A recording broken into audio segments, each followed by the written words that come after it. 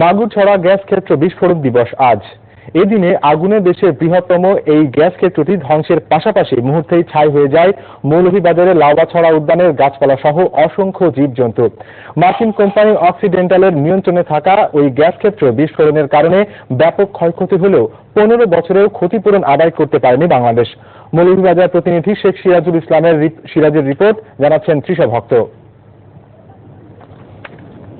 1997 সালের এদিন মধ্যরাতে মৌলভীবাজারের কমলগঞ্জে মাগুরছড়া গ্যাসকূপে বিস্ফোরণে পুড়ে যায় ভূগর্ভস্থ উত্তোলনযোগ্য 245.86 TCF গ্যাস। পুড়ে যায় বিস্তীর্ণ বনজ সম্পদ সহ হাজারো বন্যপ্রাণী।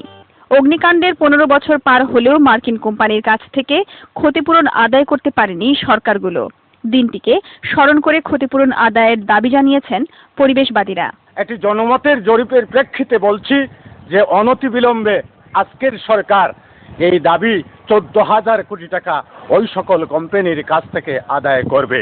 আমাদের এই ক্ষতি হয়েছে তাদের কাছ থেকে আদায় করার জন্য উদ্যোগ নিতে সরকারের কাছে আমরা উদাত্ত আহ্বান জানাই। দুর্ঘটনার পর অক্সিডেন্টাল গ্যাস ক্ষেত্রটি হস্তান্তর করে ইউনিকলের কাছে।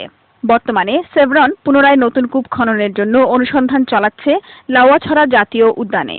এতে বন ধ্বংসের আশঙ্কা করছেন পরিবেশবাদীরা। 13 বছরে অনেক প্রাণী, অনেক জৈব বৈচিত্র্য, কাঁকড়া, ইলফিশ, ছোট চিংড়ি মাছ অনেকগুলোই ছাড়লেও কিন্তু বিতর্কত দিক দিয়ে এখন পর্যন্ত পুরোপুরি মাগুরছড়া হয়েছে। গ্যাস বিনষ্টকারী কোম্পানির কাছ থেকে ক্ষতিপূরণ আদায়ের পাশাপাশি পরিবেশ নষ্ট না করে খনিজ সম্পদ আহরণের দাবি জানিয়েছেন পরিবেশবাদীরা। ডেস্ক রিপোর্ট, বৈশাখী নিউজ।